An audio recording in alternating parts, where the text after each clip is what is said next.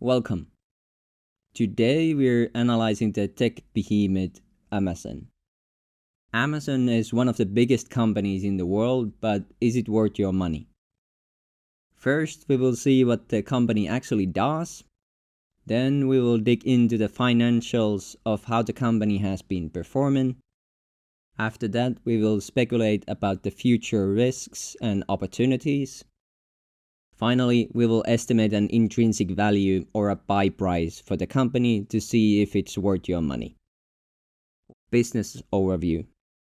Amazon divides its segments into America, International, and AVS. But today we will be looking at the businesses, not the geographic allocations.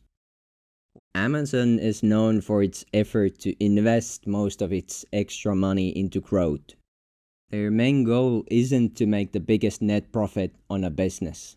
They do this so that they can drive out the competition, grow faster, increase their market share, pay less taxes, get faster to scale, and etc.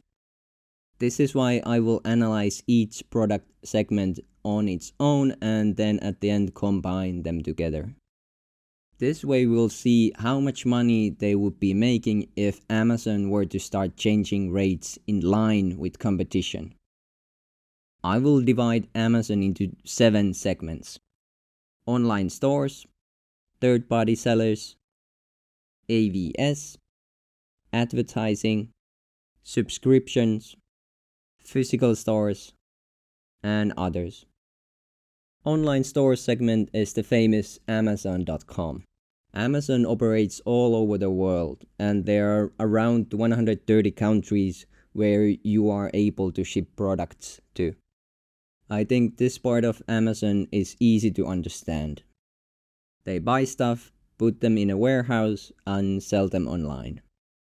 Online shopping is growing fast, and in other parts of the world, it's still not widely adopted, with some data showing that only 20% of the worldwide shopping is done online. Second, we have third-party sellers. These are other people who just use Amazon's website or services in order to sell their own merchandise. These can be people like you and me, or big companies like Adidas, Nike, Samsung, etc. Next up is the golden child, AVS. It provides servers, storage, networking, remote computing, email, mobile development, and security. So basically anything you do with a computer, but on a massive corporate scale.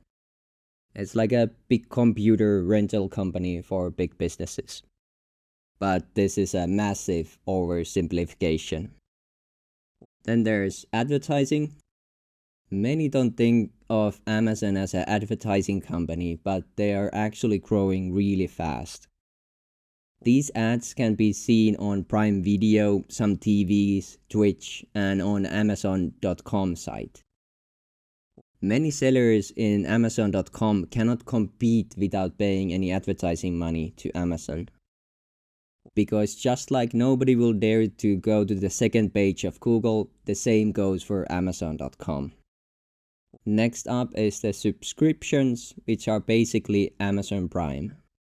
Depending on the package, you will get entertainment, shipping, streaming, and some other benefits. I have used Prime Video for at least couple months to watch some good series.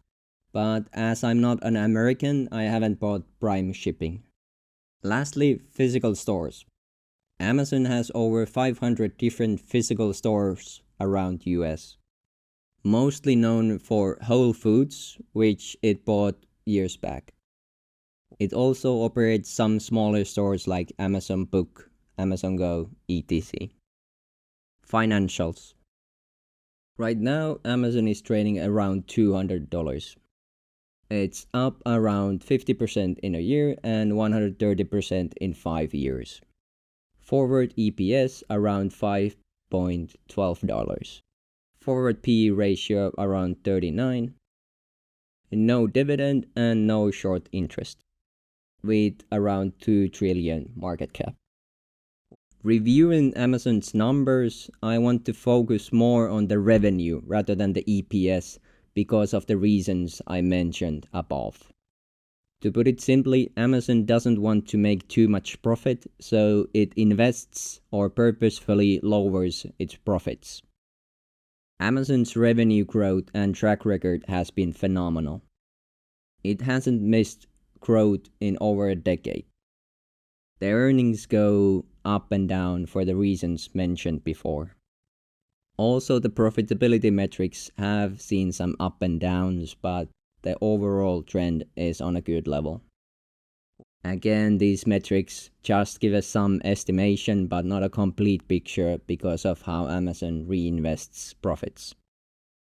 Next, what I would like to do here is to estimate each segment's margins as if they were fully grown businesses actually trying to make some profit. So when we do our intrinsic value calculations, we have a more realistic EPS to use. Let's try to be a bit conservative here, because if Amazon were to actually try to make money, they probably would lose some customers too. First, my normal online store margins estimate would be around 5 to 20%. 5 being semi-bad and 20 pretty good. So around 10% would be our estimate. Third-party sellers' margins are around 15 to 20%, so let's estimate 15%. AVS margins are around 38%. Advertising margins should be around 30 to 40%, which competition like Meta and Google fall in. So we will estimate 30%. Subscription margins are around 15% for Netflix, but Amazon also has shipping plus other lower margin businesses included in the package. So I will estimate around 8% margins. Physical stores margins must be super low because of the heavy competition from Walmart, Costco, and so on. Competition margins hover over 5%, so I will estimate around 3%. So let's estimate an overall weighted margin for Amazon based on each segment's revenues compared to overall revenues. Overall revenue for Q3 2024 was around 159 billion. Next, we calculate each segment's weighted margin. We do this by multiplying their estimated margin with their relative share of the revenue. After this, we just add them together. At the end, we get an overall weighted margin of 18% for Amazon. Now this will change from time to time because of the revenues for each segment will change. At least now we can calculate an intrinsic value for Amazon. But what do you think? Is this margin too high or too low for Amazon? Future. Next, we will speculate on the future risks and opportunities that Amazon has. Starting with online shopping, which isn't going away. Instead, it's going to keep growing until the rest of the world catches up on online shopping. The system is just on the side of online shopping for most goods, but I still like to buy my shoes in a physical store, for example. As online shopping grows, so does advertising. And when online activity grows, so does AVS. Only weak future I see is Amazon's physical stores, but I still believe that future is still decades away. Amazon is also a pioneer in the future businesses like satellite internet with Project Kuiper.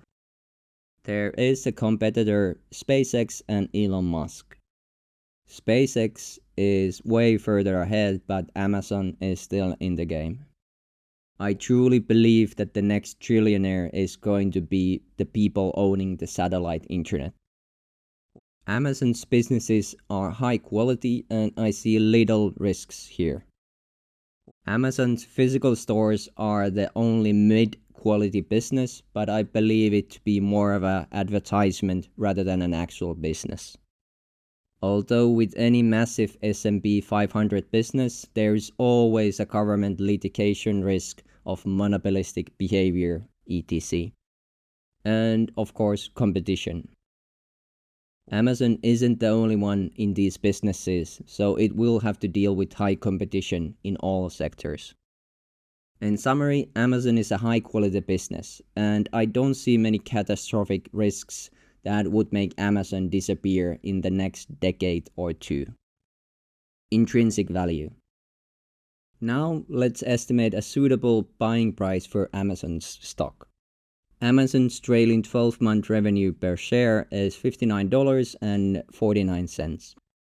We estimated a realistic normal margin for Amazon to be 18%. I want to also include 3 other scenarios of lowered margins. This way you can make up your own mind which margin to use. I will use 100, 75 and 50% margin levels to calculate the EPS. So with these numbers we can calculate 3 realistic EPS scenarios.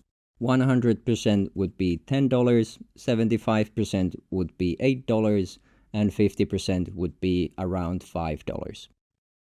Analysts are expecting high double-digit growth, and in the past they have also been able to grow that fast. I feel like Amazon is going to grow fast, but I feel like near 20% growth is unsustainable. In a few years, I would expect the growth to drop to low double digits. So I estimate around 16% growth for the next 5 years, and after that 11% for the next 5 years. Amazon's PE ratio has been all over the place, so it's hard to put a number on it. I would estimate a ratio based on the revised EPS that we estimated. Based on that and the quality of the business plus the growth of the company, I would think it would be reasonable to pay 24 PE ratio for Amazon. And as always, I would like 12% for my money. First scenario, the margin is 18%, and with that margin, the stock would be way undervalued. Next, with 13.5 margins, the stock would be estimated to return high double digits. Lastly, with 9% margins, the stock would be estimated to return around 12%. What my margin calculations didn't account for is how would the pulling the money lever affect Amazon's sales. I doubt just starting to charge more and do less investments would be good for the growth or the overall sales, even though the margins would go up. My speculation is that the margins would be somewhere between 9 and 13%, which would mean that the stock would return around 12 to 20% per year in the next decade. And always remember to do your own research, and this is not advice to buy the stock. I do own the stock and tend to buy more when dips present themselves. Right now, I don't have that much cash to invest, so that's why I'm waiting for a better opportunity. Well, what do you think about the analysis? Are my estimations way off? Did I forget something? Please comment below. And if you liked the video, press the thumbs up and subscribe. I did a lot of research for this video, so hopefully anybody watching got at least something out of it. And as always, do not lose money and safe travels.